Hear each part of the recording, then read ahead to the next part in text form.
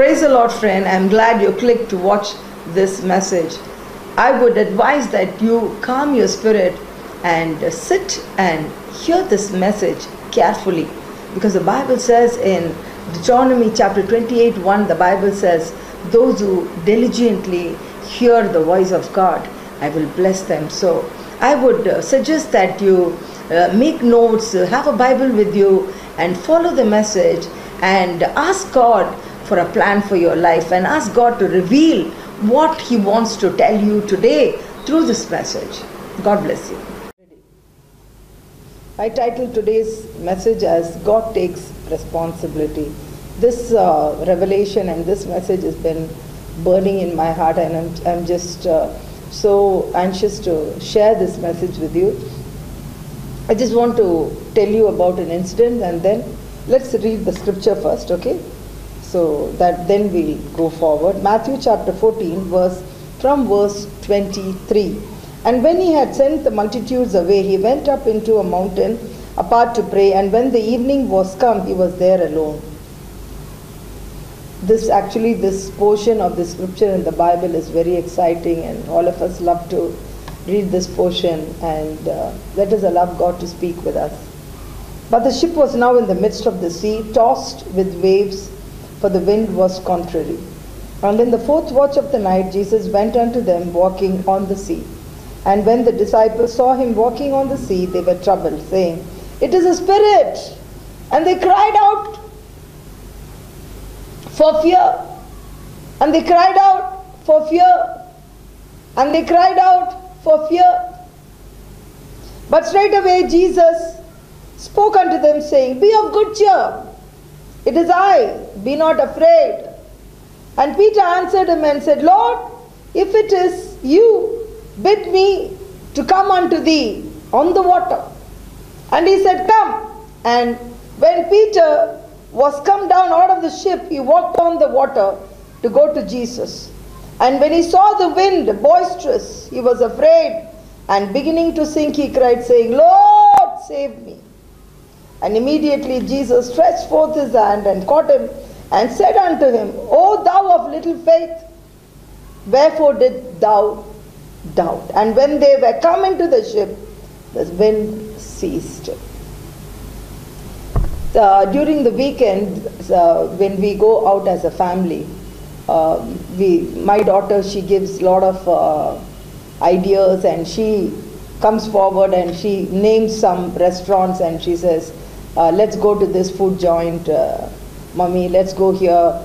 And she tests, because youngsters, they know the place better, and even if it's to spend some time together as a family, so she comes forward, and at times she gives us the names of the places.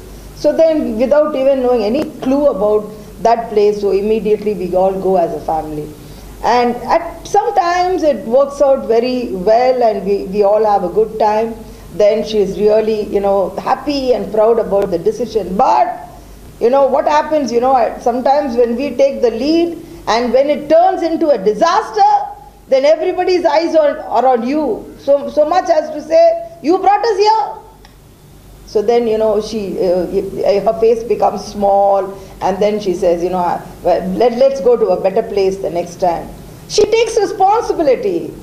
She takes responsibility because she guided the entire family to that food joint, to that place. And she was even giving us ideas, you can order this, you can do this, and all that. But when it turns into a disaster, then she takes up responsibility for that, and she says, I'll be more careful next time. So this is a very small, example that I gave you. Whatever it is, when we take a friend to when we take them to a boutique, and when we say, hey, you get a good stuff here, man. There's a stuff here is very good. The material is very good. And if everything works out well, fine. But if it's going to be a disaster, I was just thinking about this message. I was just meditating. I was just thinking, how the world appreciates, if everything goes good, they appreciate. But then if there's going to be a single mistake, there's got to be somebody to take up responsibility. A man with a good character, a person with a good character will take up responsibility. You know, I was in the assembly today, I was telling my hostel children, early morning when we had our prayer, I said, we've got to have a revival in our hostel, and we've got to take up responsibility. And if there's something gone wrong somewhere and we made a mistake, so we've got to say, oh, I'm sorry I did it. And we've got to take up the responsibility. And I shared some scriptures in the Bible, and I was, advising them. Friend, not many people take responsibility for the mistake that they have done. If you are determined, stubborn, and you want to marry that girl who is not a Christian, and you are going against everybody in the family, and you are telling that I will marry that girl, and even if she's not a Christian, I will marry her, I will get her converted, and you're going against the wishes of all your family, and you're marrying her, then whatever happens in your life, you have to take responsibility. After the marriage, you cannot come and you cannot come and tell God, please save me. You cannot come and you cannot ask God to take up responsibility for some decision that you have taken. I'm speaking to someone out there. If you have done a business which is not of the will of God, you cannot expect God to take up responsibility. But on the other way, if you are following the will of God, and if you are walking in His ways, God will take responsibility for your life. Midnight, I was just lying down and I was thinking, and sometimes God allows problems in your life so that, in the midnight when you wake up to go to the washroom, then you cannot sleep, then you keep praying in tongues, you keep praying. Hallelujah. Friend, here you see the disciples were there when there was a problem in the midst of the sea, the Bible says. But the ship was now in the midst of the sea, tossed with waves, for the wind was contrary. Friend, if you are into ministry for 2 years, and then you might think, oh, I don't know, did I make a mistake? Did I hear the word? Did I hear God? And then if there's a problem, you will even think of going and taking up a job. But after spending about 15 to 20 years in the ministry, and when you are in the middle of the sea, and when you are having problems, there is no turning back. You've got to fight the battle. Pastor, you have to fight the battle. My dear youth leader, you have to fight the battle. My dear friend, you have to fight the battle. You have to fight the battle. They are in the midst of the sea, and they are tossed with waves. Everything. God was there in the vicinity. God was there around. For the wind was contrary. When the wind blows against you, when the problems are terrible and you don't understand, don't get scared. Don't get scared. God will come to you. See, here the Bible says, and in the fourth watch of the night, Jesus went unto them. Where was Jesus going? He was going towards them. He was walking on the sea. I wrote a Tamil song also depicting this, this particular scripture. He would walk on the water also to come to you. He will do anything to come to you. Your dad or mom also will not do this for you. Your friend will not do this for you. But God will do this for you. Maybe you are in the emergency ward. Maybe you are in the ICU, or your loved ones are in the ICU. And now you are crying. You are in the middle of the sea. And you feel that nobody is coming to rescue you. Or nobody is coming even to, inquire about you. That word, how are you? What are you doing? How are you managing? Those are lovely words. But not many people ask you that. When you're going through a financial crisis, and when you don't know what to do, and that one word, somebody asks you, how are you managing? Not many will ask you. But God will walk on the sea to come to you. God will walk on the sea to come to you. God will walk on the sea to come to you. You know why I'm saying this so many times? I wanted to go into your system. You're not alone. You're not alone in the middle of the sea. There's a God who is watching everything. Sometimes God will not stop the wind. God will not stop the roaring. God will not stop all the battering and all the turmoils and trials and sufferings in our life. God may not stop, but God is with you in the battle. God is with you in the battle. You cannot see Him, but He is there. Because the very fact that you have paused to hear this message is the fact that God is with you. Because if you have given up on God, you will not click this message and watch me preaching this message. What is the sister telling? What is the message that she has for me? When you are in the midst of the problem, you are in the midst of the sea. Maybe you are in the midst in the sea, in the office. Your career is in a problem. Your health is in a problem. Your children are in problem. Whatever. He will walk on the sea and He will come to you. He will walk on the sea and He will come to you. Because you know what? You know what's the title of my message? God takes responsibility. Let me give you the scripture. Matthew 14, when He says, verse 23. Will you listen to me? And when He had sent the multitudes away, He went up into a mountain apart to pray. And when the evening was come, He was there alone. But the ship was now in the midst of the sea. Just let's go to 14 and let us see this scripture, 22. Matthew 14 verse 22. Immediately He made the disciples get into the boat and go before Him to the other side while He dismissed the crowds. 22 says, it was God, Jesus, who sent them on the other side. And go before Him to the other side. God sent them. When God sends you, He will be there with you. He will see to it that He completely sees you through. Do you know what happened when this nano car was released? And initially they had a lot of problems, Tata company. Listen to me, when do you call it a brand? When do you call a company as a branded company? Or when do you call it a real, a branded item? When do you call it? When the company is a responsible company. They have after sales service. Not about sales. A service after sales is done. When they take the responsibility of their goods. That's when a company gets a name. Tatas, they've got the name. Because they take responsibility for their goods. They are not careless people who sell their goods and just leave away. I'm just taking an example of Tatas.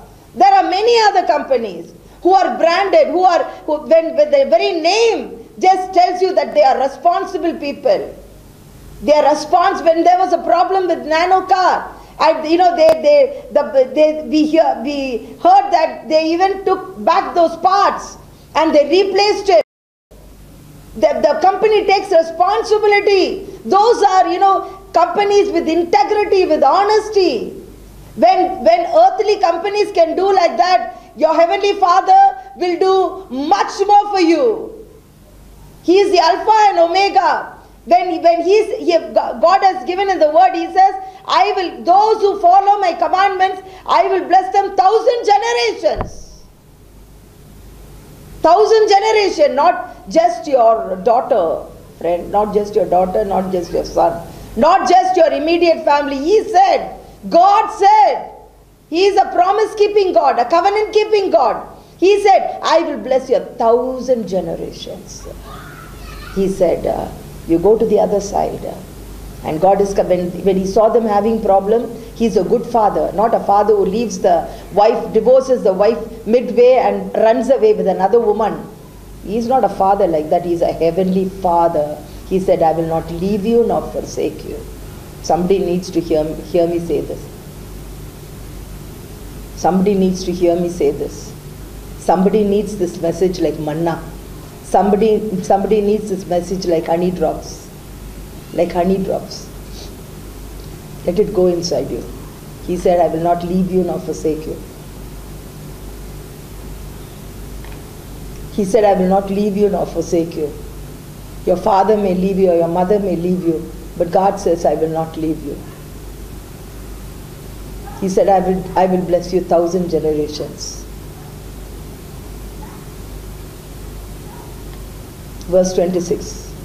And when the disciples saw him walking on the sea, they were troubled, saying, "It is a spirit!" And they cried out of fear. They are so agonized. They are so confused. They cannot identify their own master. But there was one person there. He said, "Jesus, if it is you, can I come to you?" Listen to me carefully, okay? Verse 29. And he said, "Come." In the beginning we see that God tells his disciples, "You go to the other side." And follows them. Before that we see that he is in prayer. He's always in prayer, just finding out the will of God for his life. He's speaking to his heavenly Father. He walks to them. Now Peter is telling, "Jesus, can I come to you?" He says, "Come." Then he is calling, "Come, he will take care of you." Because he didn't say, "Hey, Peter, are you gone mad, man? Why do you want to walk on water?" He didn't say that. God is calling you to another dimension. God is calling you to another step. God is calling you to another level. He says, "Come." This is what I've been meditating. God told me, "Come to Hyderabad." He told me in the year 2003, December, he said, "Come and serve me." So when I'm going through problem, I don't fight with my husband. I don't fight with my children. At times, yes, I cry. Sometimes when it gets too much, I say, "Lord," I go to him, I lock the door and I say, "You said come. You said resign the job. Now you take care of me." Someone needs to hear me say this. He's a responsible God. He's a faithful God. Are you listening to me? Are you listening to me? Sometimes, we are crazy. We don't understand. We just think, "Oh, Peter walked on water. Then he looked at the water, he got scared." Forget about all that. Forget about all that. Forget about all that. I don't want to even enter into that area.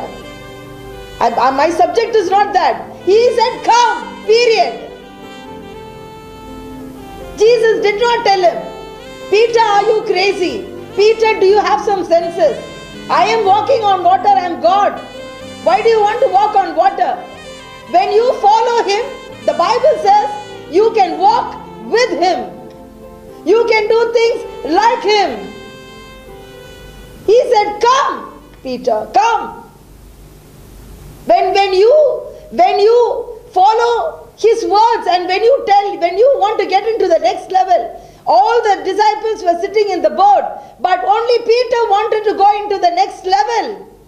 Friend, let me tell you something.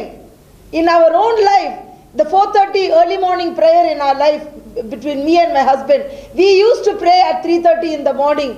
We used to have individual prayers. But early morning 4:30, today we are sitting in the church and we are praying.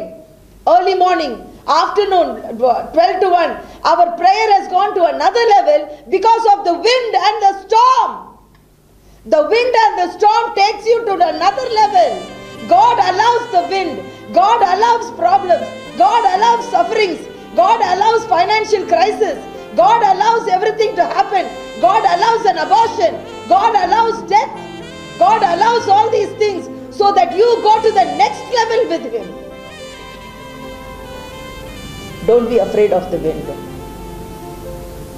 Oh, ordinary people cannot hear this message. Just you go away. If you're hearing this message, you leave. You cannot understand what I'm talking about. When there is no one, when the church is empty, when the chairs are empty, you're calling for a meeting, a big crusade, and it flops. But still, you keep on doing ministry, and you know God is with you, and you're not quitting, and still God expects you to wake up early in the morning and pray when your balance is empty, and when you don't quit. And that's what I'm talking about. You're in the midst of a storm. the wind is contrary and the disciples are screaming and they out of fear. God is walking on water and Peter is telling, I'll come to you. Are you just summing up the entire situation? If you want to get deeper with God, listen to me. Otherwise you cannot listen to this message. If you want to have a cushy life, if you without God, and if you think walking with God is all about, big names and popularity and all that, this message is not for you. I'm talking about getting deeper with God. And I'm just saturated with the presence of God. And I'm giving this message for someone who's trying to quit. I'm giving this message for someone, for some pastor's wife who wants to run away from ministry. I'm giving this message for some young man who wants to quit ministry and go, who feels that he is not qualified because he is a failure in the ministry. He feels just because nobody is calling him that he is not equipped for the ministry. I'm talking to that person. I'm talking to a person who's having an empty church. I'm talking to that pastor who's going through a financial crisis. I'm talking to that pastor who's got children who are very, very rebellious. And you're crying that you cannot even tell to others that your children are rebellious. I'm talking to that pastor. I'm talking to that pastor's wife. And I want to tell them God loves you. I'm talking to that servant of God who is suffering, that missionary who is suffering in a very remote area, and you have just stumbled upon my message and you're hearing it. I'm speaking with you. There's someone there out there, in a very difficult country, and you've lost your job. This message is for you. There's some mom there who's suffering with a terrible husband, and you just don't know what to do. When God calls you, He will take care of you. He will take responsibility of you. That's exactly what God did. Jesus walked on the water and He went. And Peter said, Lord, can I come? And He said, come. When Jesus said, come, He'll take care of you. You will never drown. And Jesus said, oh Peter, you of little faith, Peter, why did you do this? Why did you look at the storm, the wind? The storm and the wind is there to make you get closer to God. That's what it did for us. It did for us. We started praying, we started fasting, we started loving God more. Recently a Brahmin sister came to meet me. On that particular day, I'm telling you, we are running a school for the poor children, and we didn't have water. So we had to order a water tank that day. I'm just struggling within myself whether to tell this testimony or not, but I would like to say that. And then we did not have 250 rupees that day to pay for the water tanker. And my husband, the tanker had come, and my husband on the phone, the man said, sir, I put the water, and my husband said, okay, come and pick up the money in the evening. Okay, he said, okay, and even because regularly he gives us water. And then as we were just sitting, and I was in my office, and I was just doing my work, and at around 10:30, Brahmin sister came to get prayed, and I was just telling her about Bible reading. I was telling her how to read the Bible, and she was sharing some testimonies, and she told about one particular lady that she met in America when she went. She said that lady has a son who's a 42-year-old son who's a mentally retarded man, and then a husband is also a cancer patient. Despite all that, having a mentally retarded son and a cancer patient and being around 60 plus years old, she drove her car, came to see this sister, this Brahmin lady, and gave her a Bible and gave her everything and gave her also the word of God. She said, I was so touched. She said, my God, what a God she serves. What a lovely God is this Jesus. Oh my God, despite all the problems, despite the storms, despite the sea, she's serving God.